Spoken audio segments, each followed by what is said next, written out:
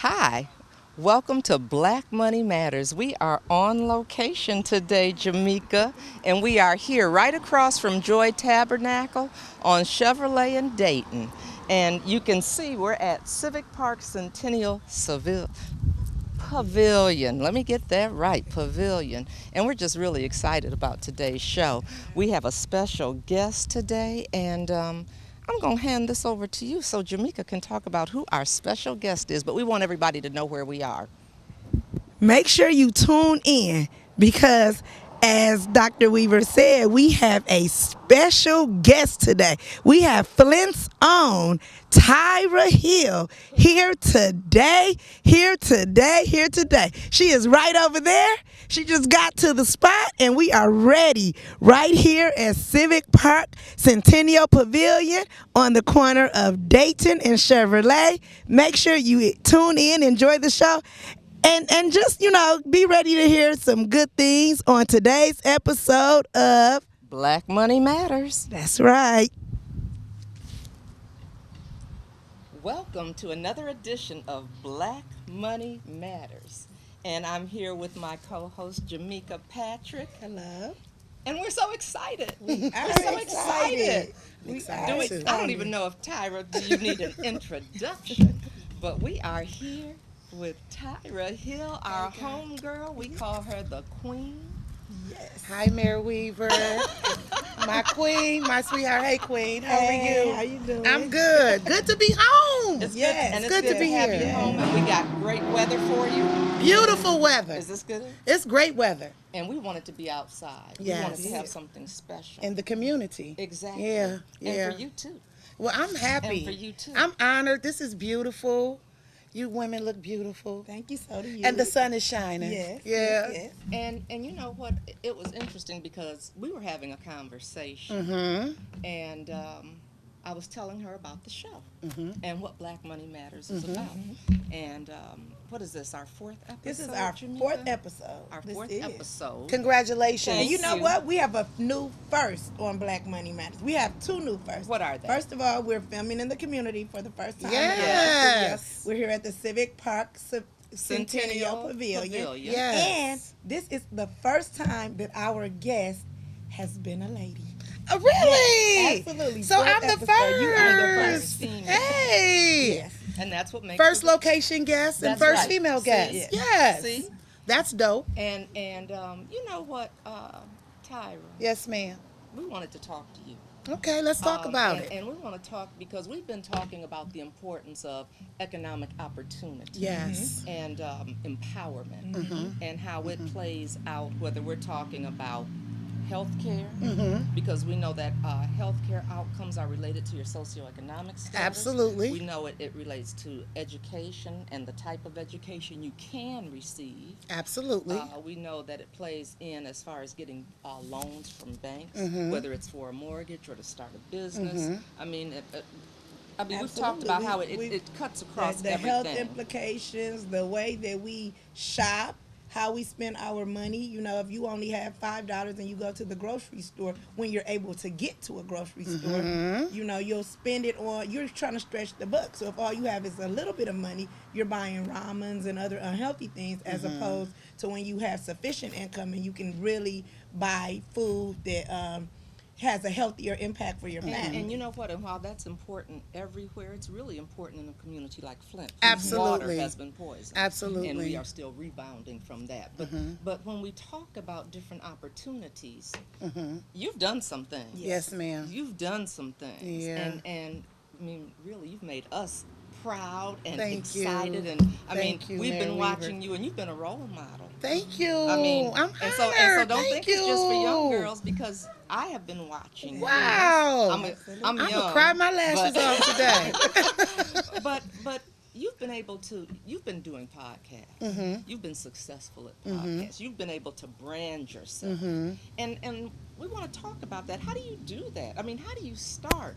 And talk about some of the obstacles that you faced, but how you got over those. Wow. So I'm from Flint, Michigan. A lot of people might not know that, but I was born in Port Huron, reared here. And when I say that, people are like, but you were born in Port Huron. I went to elementary, junior high, and high school in Flint, So Michigan. you I'm a raised here. Flintstone, right? Absolutely. And so when I was given the opportunity to do media, I said no. At first, I Why said did you no. say no? Out of fear. Okay. It was something that I had never done before. And growing up, at Southwestern, because that was the high school I went to before I had to go to the schools of choice. That's a whole nother show and story. Growing up, I was always the one in school who got motor mouth, Miss Talkative, Miss Know-It-All. And so I remember having a conversation with my girlfriends, like right after high school, and they was at my house because I was a teenage mom. I had my son at 16. I had my first son at 16. See? And so we were talking, and my girlfriend, my bestie, Delonda, said, mouth of the South. This is what she would always call me, mouth of the South. And I would say, shut up. One day I'm going to do radio, and just forgot about that conversation. And so when I got the opportunity to do media, it wasn't even media. Somebody called me to ask me to create a magazine. And I was home visiting my mom, because now I live in Maryland, and I said no. And so I was like, why would they call me to do a magazine? I have never done a magazine before. I don't know nothing about magazines. And so I was fussing about it because I felt like the person was being funny. Okay. And so my mom stopped, and she was like, I think you can do it. And so I was home, and I have a cousin here who owns a graphic design company. So I called her over. I said, girl, come over, I'm gonna cook breakfast. And I said, well, I just got this opportunity. And she was like, you can do it. And so she said, well, I tell you what, if you do it, I'll help you with it.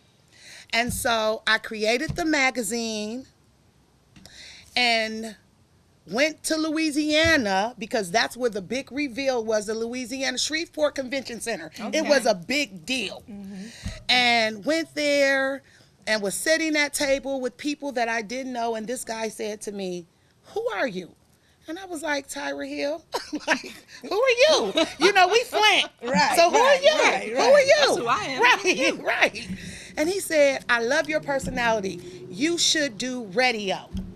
And I said, I'm straight, and just finished eating my food. And he said, no. Think about it. Pray about it. And I was like, okay. So I thought about it. I prayed about it and jumped off the porch as a novice, didn't know anything about media, and been running ever since. Like, just been a sponge, soaking it all up. And I was just saying, from the beginning, and it was destiny for me, because from the beginning, major doors started opening. Like, you know how some people are in the game for a minute and then things start taking off? I mean, from the gate. Like, I just told the story, first time I signed up for the Stellar Awards. I wanted the media room because I was a novice. Nobody knew who Tyra Hill was. Right. I didn't have a website. Right. I didn't have nothing that you should have. And I said, well, I'm just going to go out for the media room.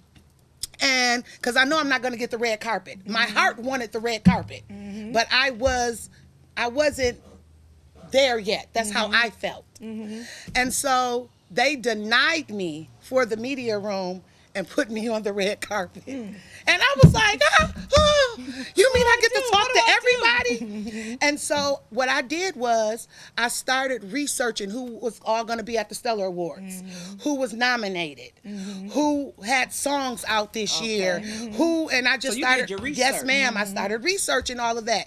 Got on the red carpet, and when I say everybody's cameraman was taping my interviews, and I looked up and God was like, you're supposed to be here. And I've been going ever since. New York Fashion Week, London Fashion Week. Because I've seen you Yes, all ma'am. over. Yes, ma'am. All God has over. opened up some doors. So, that's true. Yeah, he That's has. true. Major doors. Major doors. So what if somebody said, well, what should I do? What would you tell them? I would tell people that in order to be in media, you have to have a personality. Okay. You Well, you can't got be that. taught personality. You know how you see somebody and you just be like, what are they missing? It's that personality. Either you have it or you don't. It's that it. You know how you be like, that it That's right. factor. Because even on a bad day, you have to be able to hold interviews. Right. You have to be able to talk through whatever situation you might be going through personally. And you have to be able to be have a smile on your face. I just saw an interview with Jill Scott, and Jill Scott said that she'll never forget being interviewed by this one radio personality, because I started out in radio and then I became syndicated. Then I went to TV. And she said before she got to the studio, they was telling her how mean the host was. Okay. I never wanted to be that person. I wanted, when people came into the studio to have a conversation with Tyra Hill, I wanted it to be fun. And then Mary Weaver will tell you, every time I've interviewed her, some people send their questions. I don't send my questions because I'm raw and I'm real and I'm transparent. But I would always say to her, we're going to have fun. Even when it was business. Like, trust me with you. Like, you got to trust me. And I thought my track record spoke for me. You know, you have some media people that set people up. You have people that say, well, I'm not talking about XYZ. And as soon as they get into the studio, it's like, so you're getting a divorce. Right. And so I said I wasn't talking about right, and that. I chose to be a media person with integrity. I wanted to treat my guests the way I wanted to be treated. So if I tell you I don't want to talk about my personal, then don't question me about my personal. So yeah.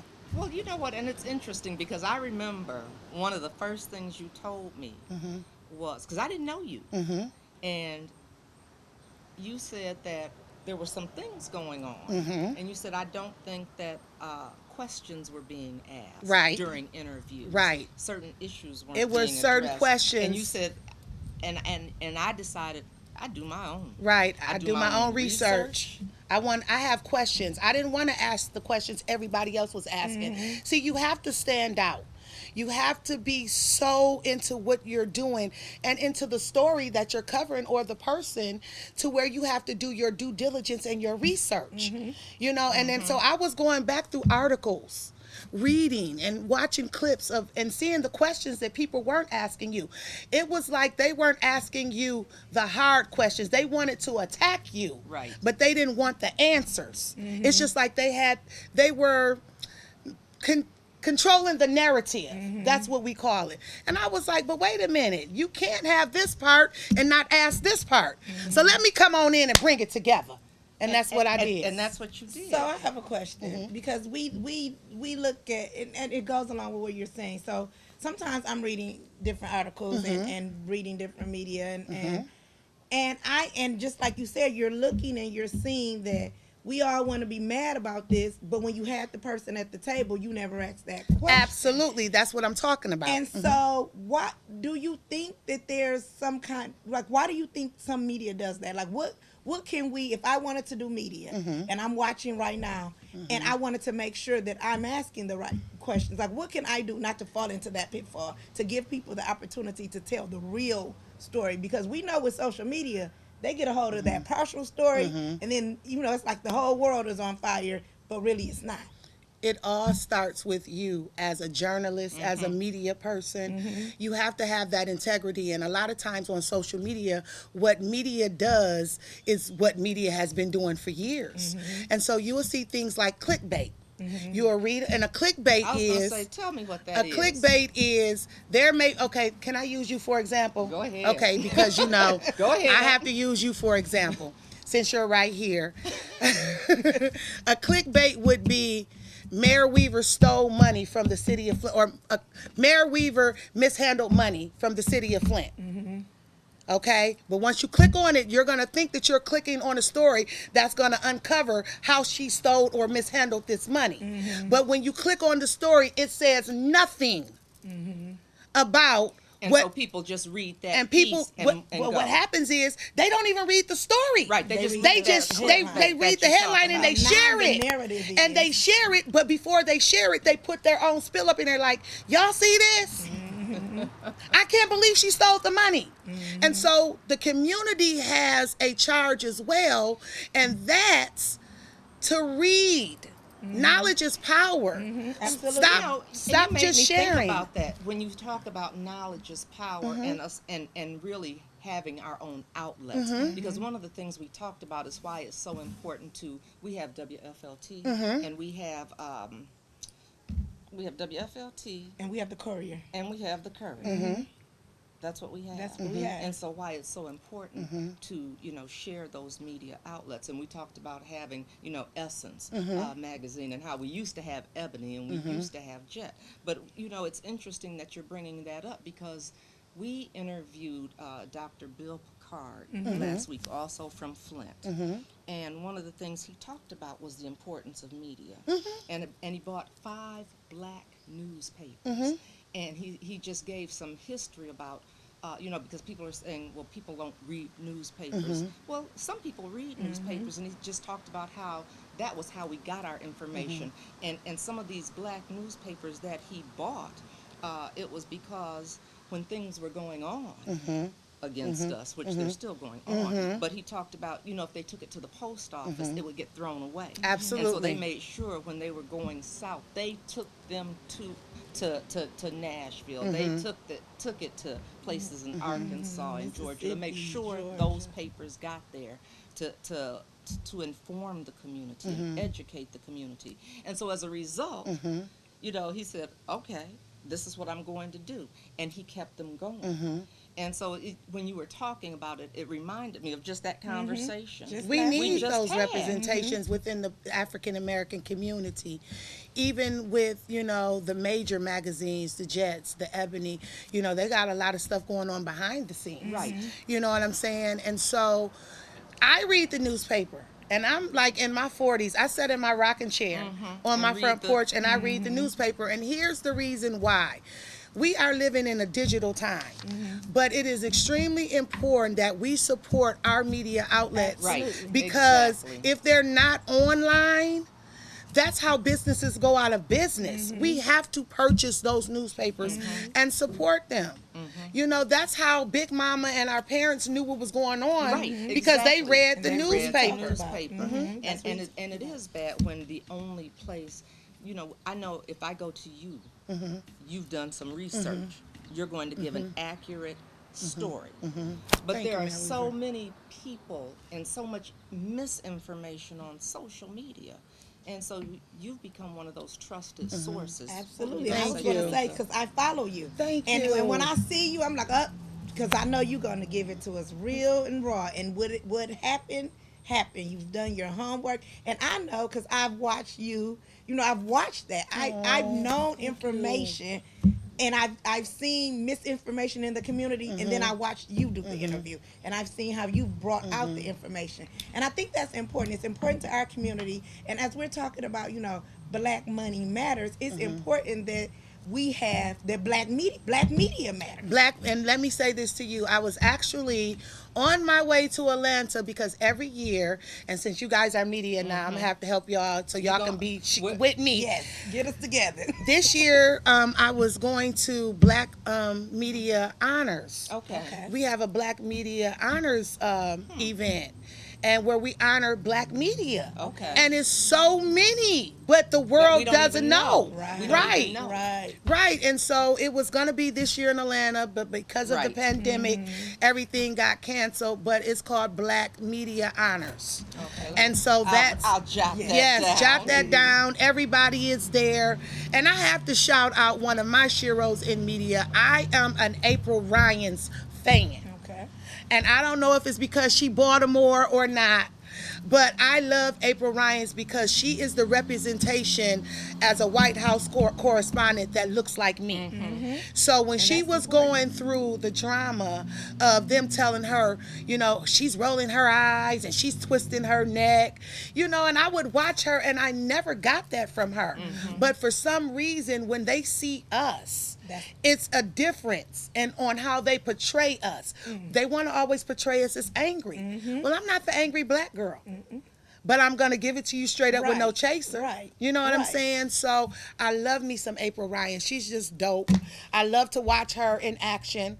I love for her to talk about what's going on in the White House, around the White House, with number 45, but yeah. So salute to every Black media out there in Queens. Well, we did. We just And I think some of it, we had talked about this, and some of it did get spurred by coronavirus because we kept saying, you know, what is going on, and how can we be 12% of the population and 40% of the deaths? And it was when you start looking at underlying conditions, The disparity and the economics. and the economic leads to so many of those disparities. Well, money makes the world go round. Right. And so when there is a lack thereof, in especially urban communities, we feel the brunt of it. And that sting doesn't feel good. So you were talking about the grocery store. First of all, y'all are just dope. Y'all holding this conversation down. Look, I got something else. I want to switch gears for a minute because I got something to say. Something completely different. I'm going to let you finish that sentence, but I have something else I want to say. But the disparity that we see within the communities, whether it's finances or not being able to get to the grocery store within a 2-mile radius. Right. You have to go 10 miles to get to the local grocery store. Right. Or the disparity that we saw with with COVID-19 within the black community of black people not being treated. You know, because people weren't taking it serious. You had a story? Yeah, I went to the hospital. And they wouldn't treat you? They wouldn't test you? We didn't have it here in Michigan. Test. We didn't have COVID in Michigan. Oh, that's what they were saying. Yeah, you're right. I remember. Well, that's what I they went were to saying. The hospital, yeah. And they weren't But testing. They weren't testing. But you know, the world was slow. First of all, because I'm low key and I research, I had heard about COVID in January. And I shared something on my social media, but really don't nobody pay attention to me. Because I've seen you say, I said that. I said, Right. You get some exclusive. But it was a young man in China who was uncovering the story. But the Chinese people were making it hard for him to release it. Oh, right. His parents were worried about him because he just came up missing. He actually went to the meat market before they shut everything down in Wuhan. And he was covering it because their hospitals, people were sick and they were in the parking lots. Doctors and nurses were having mental breakdowns, like screaming, cursing, and everything. And the young man came up missing. And so it never really made it to the United States. But in media, you'll get press release. People will leak documents to you. Right. They'll leak you stories. And you share it, and then people be like, oh, that's nothing. And then it hit. And then it was, well, black people can't get it. That was the biggest lie. So let me tell you something. we were out. You remember? We were out because we were celebrating my birthday. I remember. And I said, let me look up Africa. That's what I did. I said, well, there's some cases in Africa, so I think black people get it. You remember that, Jamaica? I remember. That's what. Well, let me say this. My my Baltimore mom, she's from Trinidad. Derek, the one that interviewed you with me for the Queen's Wine Down when you came when I closed out my season, he's from Trinidad. Trinidad Prime Minister shut it down. They wasn't letting anyone in or letting anybody leave. They canceled Carnival and everything. Trinidad only had 8 cases in the beginning, and they've been corona-free ever since. Because they shut it down. Because they shut everything down. But when they were saying nobody in Michigan had it, we can't I was like, I test you. had something. I'm at the hospital, can't breathe. I think people felt like, I think it happened. A lot of people I know got sick in November, in December, January. And I was February. See, February. But let me know when I can ask. Go ahead, Mary Weaver. Ask your questions. So, and we had this conversation a little bit off camera, but this is a big payback for when she be in the chair. She got you in the hot seat. No, because I'm loving this. Oh, okay. I'm loving this outfit. Oh, okay. And orange is like yes, one of my I pulled up. colors. You was wearing that. And you were telling me something about this because one of the things we've talked about is the importance of supporting black business. I support black businesses. So can you tell us about that? Yes, ma'am. I really wish. Yeah, I should have had them sponsor. We'll post some pictures. Yes, I should have had them sponsor this segment since I'm gonna give them a shout out. Give them a shout out. This is Gabrielle Union. I believe in supporting black women. You know, this is from her New York and company. They're going out of business. And I just felt like saluting and honoring one of my sisters. So I ordered, and then I knew I was coming to set with Queen, so I needed some cute. Well, I haven't seen you when you weren't, so. Right, right. So that's Gabrielle. Yeah, this is Union. Gabrielle Union. It's And so, cute, too. yeah. I love it. And it's so light and it's so fun. And y'all know I like color. And that's what we did. We were just saying that we need to do our research. Yeah. Because just like you were talking about the Black Media Honors and so many that we don't know about, we need to do our research when it comes to shopping. Even designers, yeah. We do. We- 'Cause and I have a question. I'm sorry to Go ahead, interrupt, go but ahead. She is not sorry. I've been waiting to ask this question. When you walked up, Me. you, Dr. Weaver, you had a cute purse. Yes. And I'm trying to figure out, where did you buy it from? How can we get one? How can I'm we get glad. that Look, I'm glad you asked. Where is it? It's on my chair. Yeah, on your chair. And it is So- cute. It is cute. I got this purse. Oh my I want a goodness. bigger. I don't usually, but carry little ones. But That's when I do, cute. I want to make sure my purse and my glasses can fit in here. Yeah. And That is really cute. I was looking for a bag, and I said I'm gonna look up and see if I can find purses made by African Americans. And this one is actually by an African company. Okay. And so this is how ready my bag is over there, but I don't know if I have the name of it in here. It's right here. Okay, there it is. It's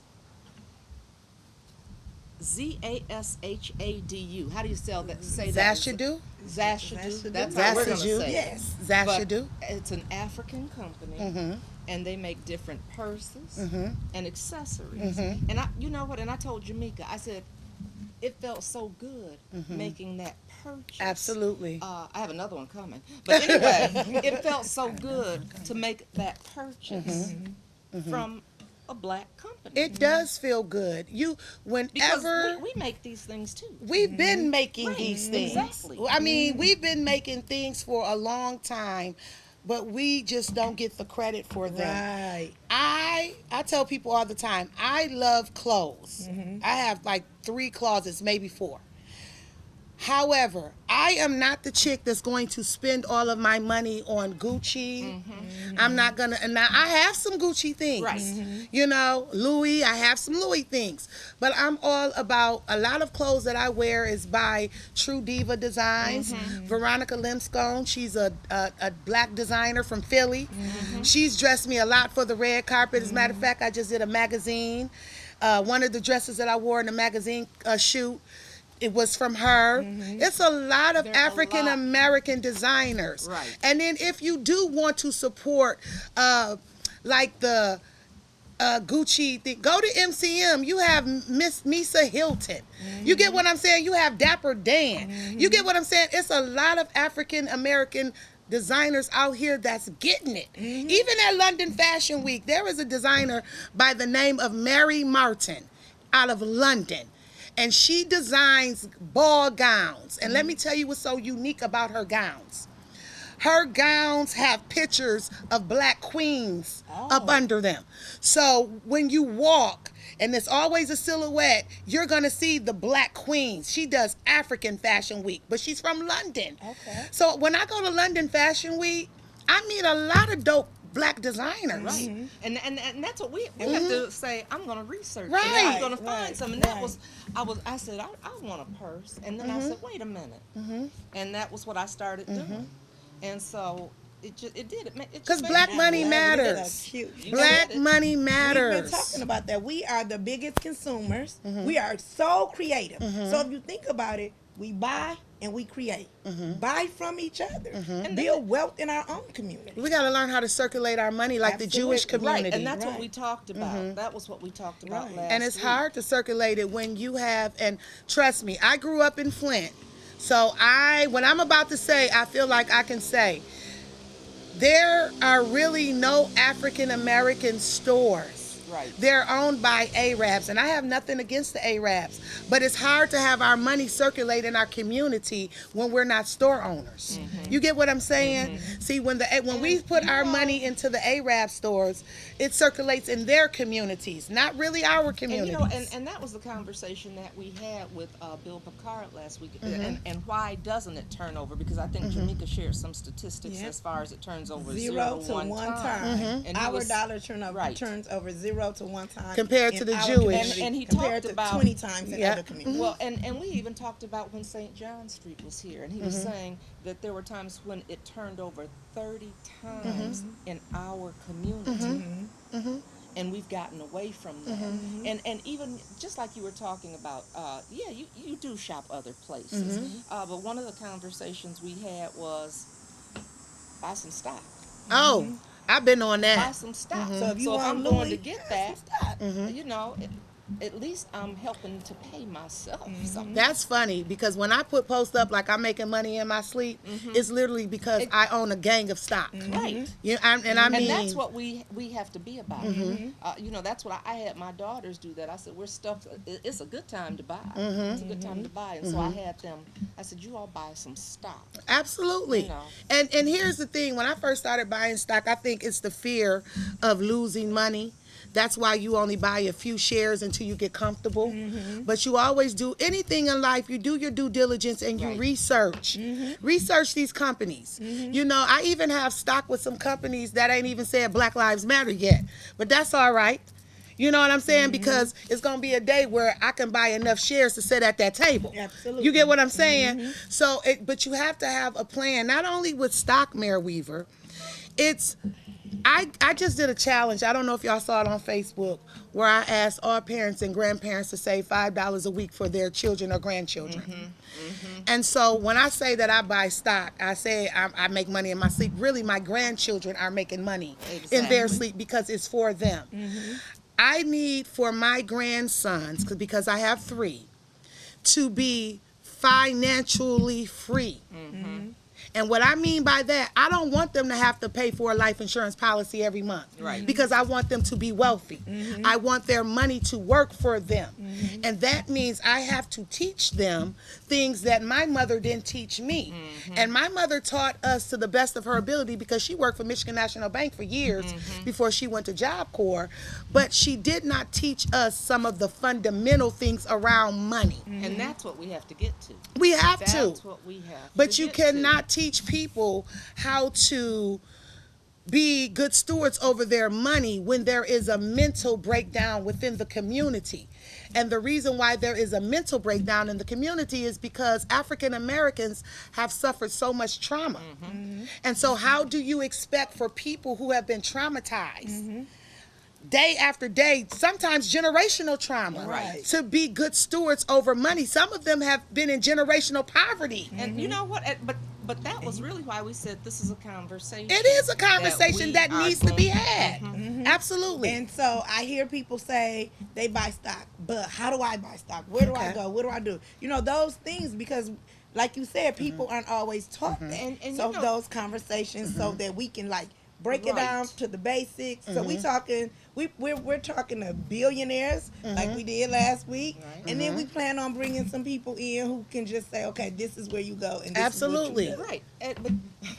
But that is absolutely right. That is absolutely right. You got to start somewhere. So, you do. You have to start. And somewhere. you have to meet the people right where they are. And you know what? And even when you say, and sometimes people are scared to spend some of that money, but when you start looking at how much money you just blow, I said, well, you know let me what? tell y'all something. How much Every money stock you that I blow. bought, it's because I said no to a dress and some shoes. Right. And I've challenged Exactly. myself.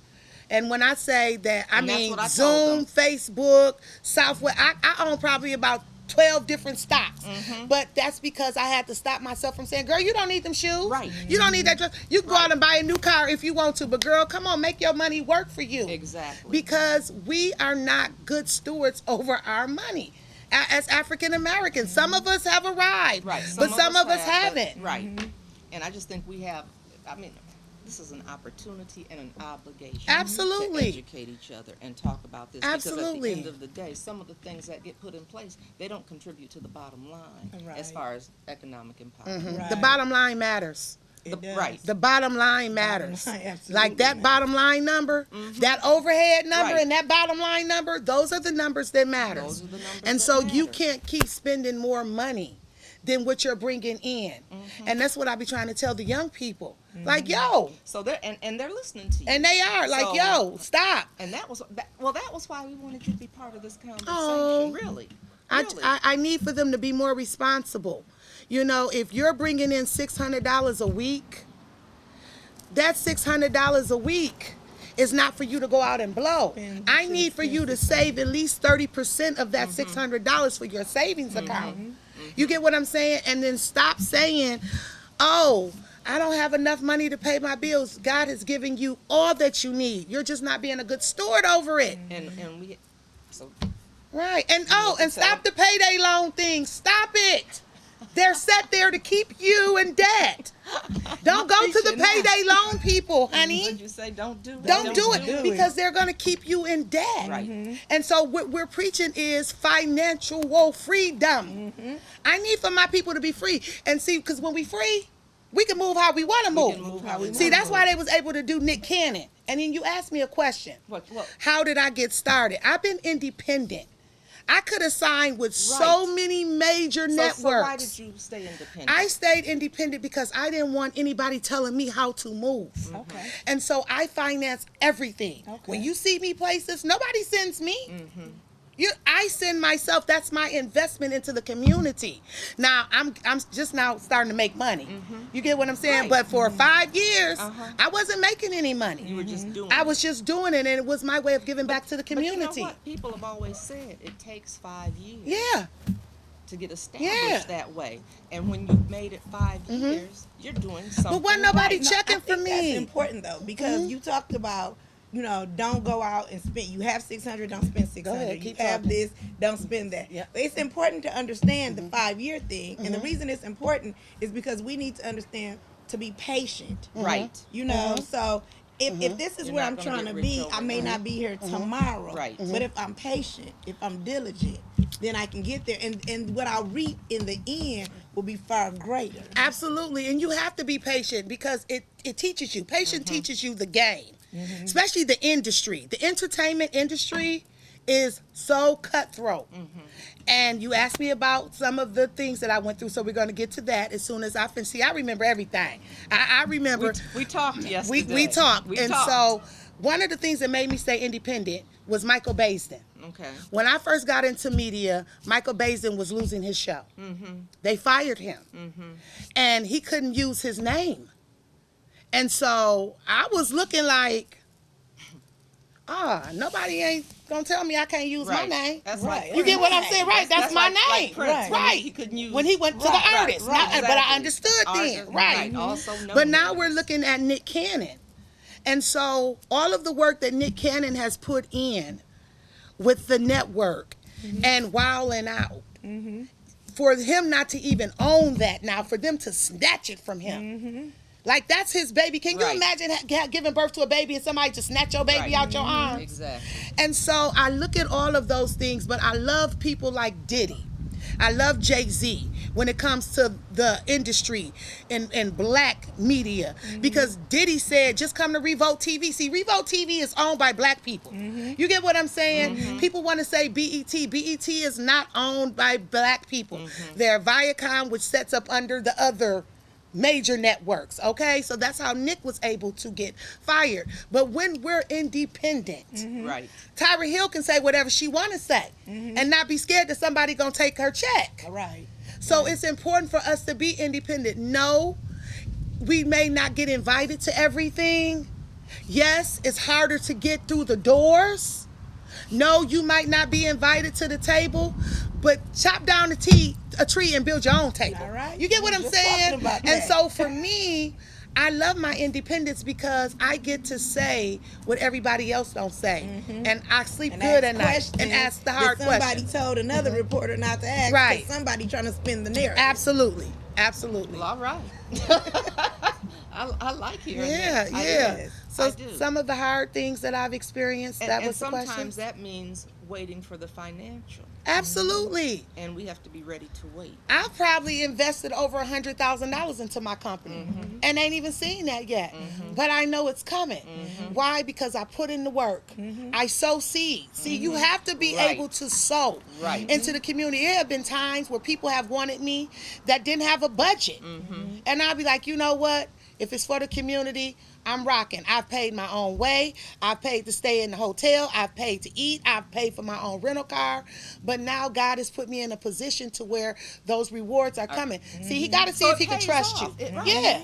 And it pays off. And so, because it is cutthroat. I know politics is Oh, cutthroat. yeah. So you're saying that the Media well, it is. industry. The I'm media saying industry. you done said something Yeah. now. The Yeah. media industry is cutthroat. It is. But I don't want anybody to think, because we need us there. Well, we do. We need us there. And so we don't want the cutthroatness to keep us from going there. You have to address it. And like one good example, let me give y'all some examples because you asked me some of the things that I've experienced. Uh-oh. Excuse me, my throat is a little dry. I had went to do a fight. And it's the press conference, before they do the fight, the weigh-in and all of that.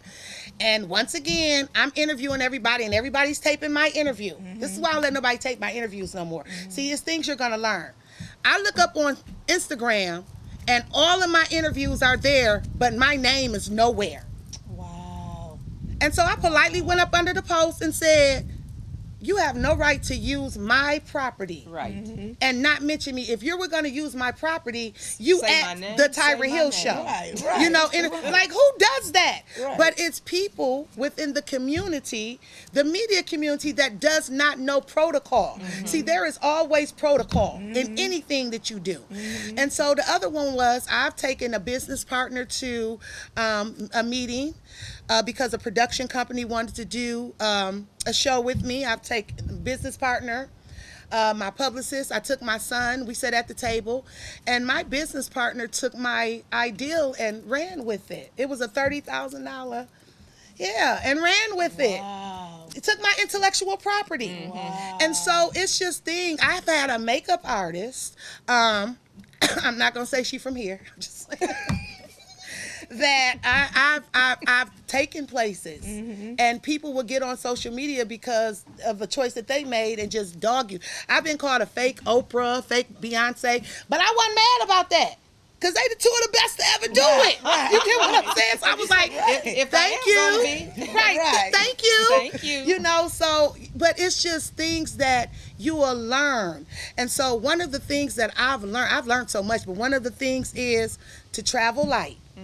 And I was the chick that would take my makeup artist everywhere. If I'm flying out, y'all flying out. Where I'm staying, you staying. I know people that make they people stay in cheaper hotels and they stay in. I'm not that chick. If I fly first class, you gonna fly first class. But what I've learned from that is to pack light, meaning everywhere I go, God is gonna have what I need. So I just find me a makeup artist in wherever I am. Which cut my budget back. See, people don't understand. Like, that cuts your budget back. Or you're not as open to say yes as much. Now you do your due diligence and research and say, okay, what is my name going to be attached to? Who am I going to be attached to? What are they saying? What do they stand for? I'm more careful now than what I was in the beginning. I think in the beginning I was so hungry that any opportunity I was given, I was there. Okay. But now I'm like, no. I'm good. Thank you for the opportunity, but I'll pass. Yeah. Yeah. And you gotta know Yeah. when to pass. Got to know when to hold them, when to fold them. That's thrown at you don't want to catch. Absolutely. And so I've been, no, thank you. Thank you for thinking of me. I'll Right. pass. Right. And you do it graciously. And don't nobody even have to know that you really don't want to do it. Because you never know when you're going to have to cross, if you're going to ever have to cross that bridge again. Right. It's some things that I turned down that I won't do now, but if it comes back around, maybe my mindset about it, maybe it'll be up under a different leadership. So it's a way to do things, and that's what I need for people to know. Yeah. What was the hardest thing for you to break into the industry? Being a woman. Entertainment in this business is male dominating. Yes, we have a lot of females. You have Entertainment and politics Jamil have a Hill. lot of Yes, lot.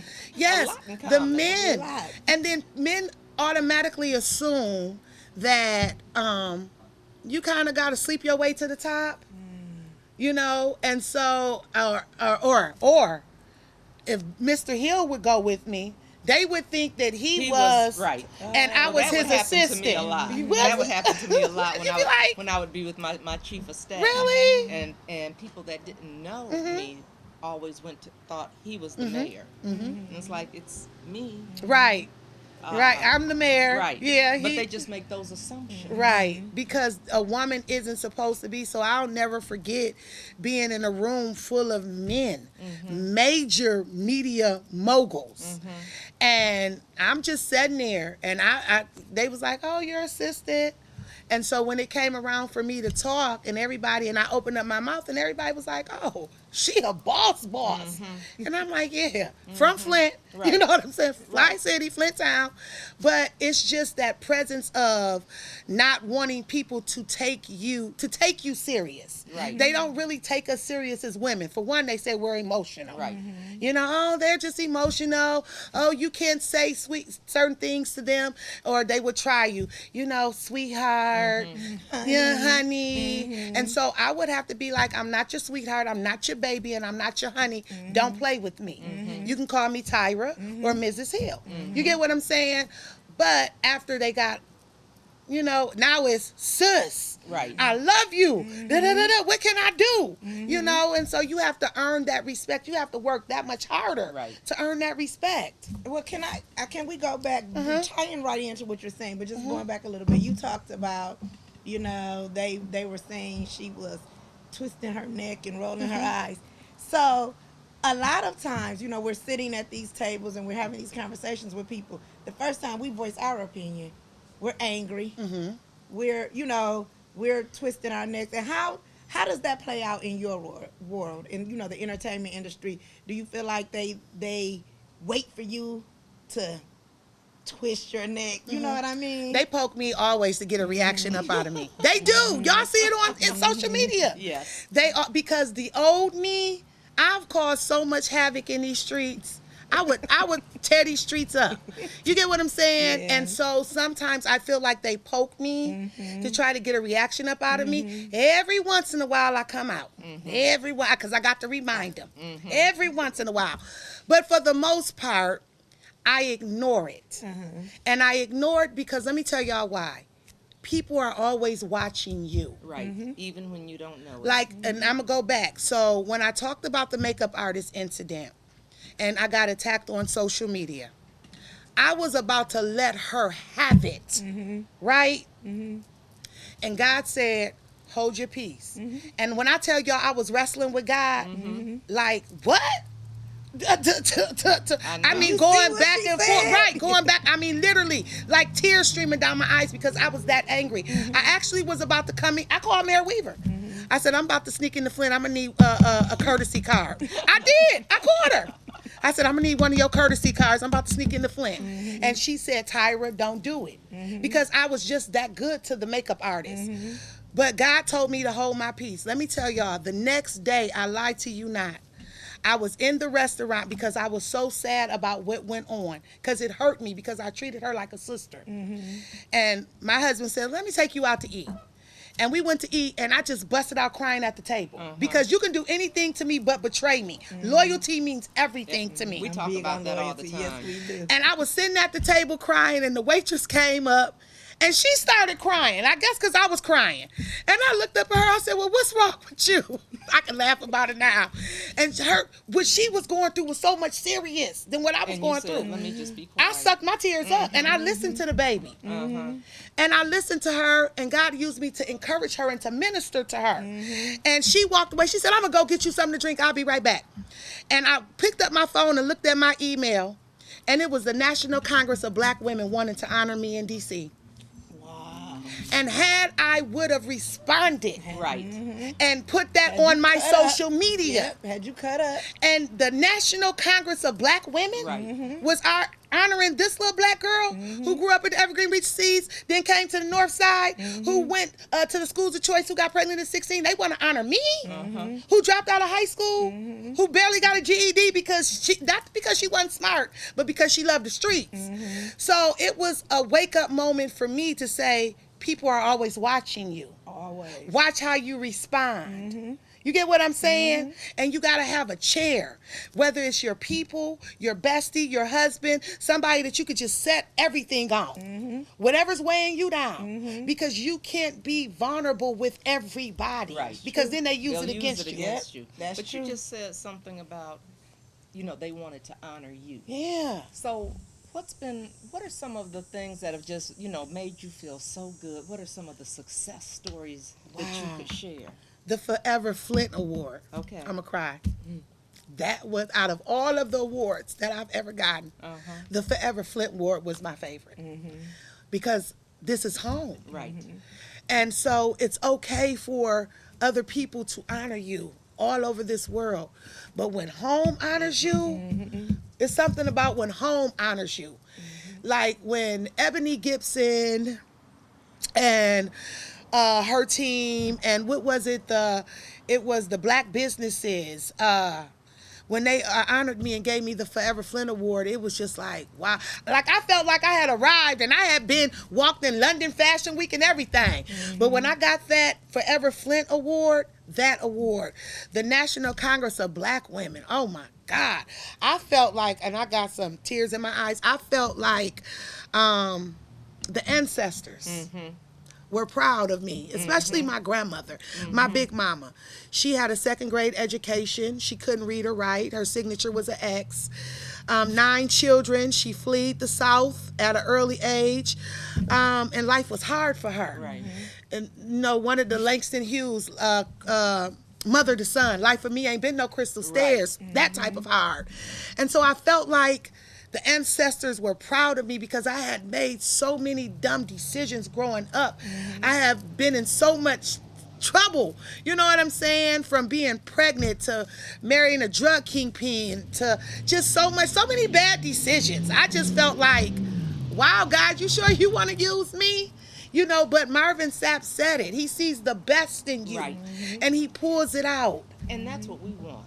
Yeah. We want people to see, especially, young black people, to see the best in them and get on board with this, because this is important. Yeah. This is important. But the journey is important. And the journey. Everybody has a journey.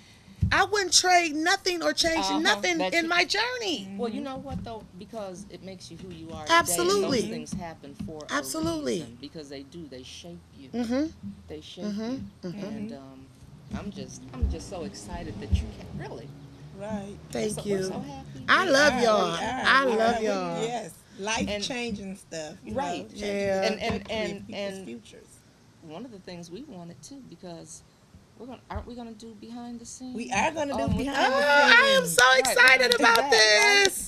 We And are going to talk about do some behind other the scenes, and we're going to Oh, my talk about goodness. some behind the scenes stuff. Well, since y'all, Stay tuned for behind the We're gonna scenes. talk about some behind Yes, the scenes. we are. And we've only done, this will just be our second behind the scenes. really? So the first one we did was with Papa Jared. Oh, And we did behind the scenes because we were really trying to learn about, more about St. John Street and all of the black History. businesses and the history. His Flint's And own absolutely. Wall Street. Yeah, Black Wall Street, honey. Right. I'll just wait because we do have somebody else that's going to Gonna join join us. us. Oh, I'm for excited about behind the that. scenes. Can I just say something real quick to the community of Absolutely. Flint? I want to say to my hometown community, I absolutely love you guys. Everything I am is because of you. I stand on your shoulders, and thank you, Queens, for having me. Flint, I love you, and there ain't nothing you can do about it.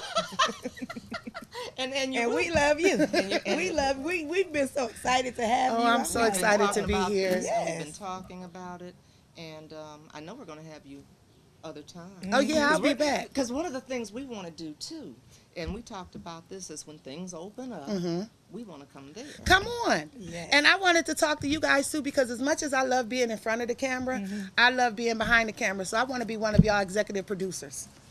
I do. Why I was going to say it off the air, but I want to be one of y'all She knows- executive producers. and she knows we need. Are you all looking? She knows we need. I mean, but But that's what we're I supposed love to do. being behind the that is, camera. yes. And I help love each other. it. And Yeah. support each other Yes. Y'all have and a build good this. format, a good you. energy, Yes. great conversation. And so I We've just been want to waiting to come talk. in. We've been waiting. Yeah. Waiting. I want to come in and add to y'all so we can Yes. prime y'all so y'all can get it you can together. get it together. Yeah. Exactly. I love this. Absolutely. And I mean, and we love it. We like we were talking about, Black money matters. Black first of all, Black lives matter. Yes. Black money matters, Black media matters, Black votes matter. We matter. We are so important to this world, and the time for people to try to take that away from us is over. That's over. Well, this is a different generation. Absolutely. We are not our ancestors. We are their wildest dreams. We are Absolutely. their wildest dreams. And we stand on their And we better shoulders act like and it. do. Yeah. And we owe it to them. Yeah, to act we like owe it to them. We Yeah. owe that We to them. absolutely owe it. Act Absolutely. like it, for everything that. Okay, let me stop. No. No, because she'll make you get emotional Yeah, I about do. certain things, Yeah. and I do too. And I don't think it's bad, but we No, are. we are. And we have a responsibility. We We do. We do. To our community, to each other. Right. So when we say to that those Black grandbabies. to them grandbabies, even to our elders, when we say Black Lives Matter, and I say this all of the time, I'm not really a big fan of the Black Lives Matter movement, but I stand behind that statement because Black Lives Matter. You get what I'm saying? And when I say, I see you was shocked. When I say about the movement, that's a whole nother story. I absolutely love chanting Black Lives Matter. Yeah. But I will not be a part of dismantling the household, like removing the Black man. You get what I'm saying? So when I say that, I just ask everybody to do their own research. And that's a whole nother conversation. But I support the statement because we do matter. My husband matters. My grandson matters. My son matters. I have a 27-year-old. Right. And so because I live in a predominantly Caucasian neighborhood, when my man leaves to work at 4 o'clock in the morning, he's getting pulled over asking him, what is he doing out at this time of the Right. night? You get what I'm saying? So for me, when I say Black Lives Matter, it matters, and I don't care who's doing the crime. It just matters, period. But when we say, well, how can Black lives matter? And then we have so much crime within our community. It's two different entities. And this is what I be needing for people to understand. Black lives matter in the Black community. However, when Pookie kills Ray Ray, Pookie goes to prison. That's the difference. That's the difference. Okay? That's the difference. When we say Black Lives Matter because police officers have killed Pookie or Ray Ray, they don't get charged, nor do they go to prison. Right. And so there's a difference. And we know that we have to hold the African American community accountable for our actions. We do. We have to call out the bull mess. We have to stop saying, stop snitching. That mentality has to go. We have to make sure that our children are where they're supposed to be and doing the things that they're supposed to be doing and mentoring these kids. That's true. There is an accountability in the Black community. However, there has been so much trauma within the African American community, especially with Flint, a city that was poisoned with lead. How can you expect for a deprived, a despaired, a poverty-stricken community to make good decisions? It's not happening until we address the mental aspect of the trauma. And some of us have been traumatized for generations. If you grew up in the projects on Carpenter Road and you've been there for 10 generations, that's poverty, generational poverty. Who's teaching them how to get up out of the hood? Who's teaching them how to get up out of the projects? And so when we have the fights or the shootings, it's not because they don't want better. Right. It's because they haven't been treated for all of that trauma. Well, I'm gonna tell you what I want. When Ray Ray kills Pookie, okay, that happened. Okay, but Chad kills Mitt, I want them to get the same punishment. Oh, absolutely. That's what I want. Absolutely. Same And then you hear people Right. saying, well, black I don't on want black us to get crime. I Life, hate. and they get Yeah, because that's not even the 10. real thing. Well, here it is. Well, here's the thing. When we hear things like black on black crime, and I say, oh, okay, yeah, we have crimes within our black community.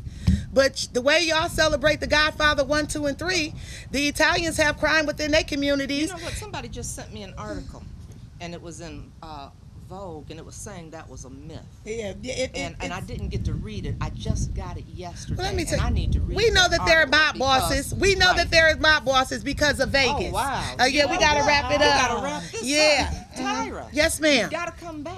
I'm coming back. We'll have her back. I'm trying to buy me a house here. Okay. All right. You heard but it. stay tuned for behind the scenes, and thank you for watching this episode of Black Money Matters. Matters. And subscribe. Subscribe.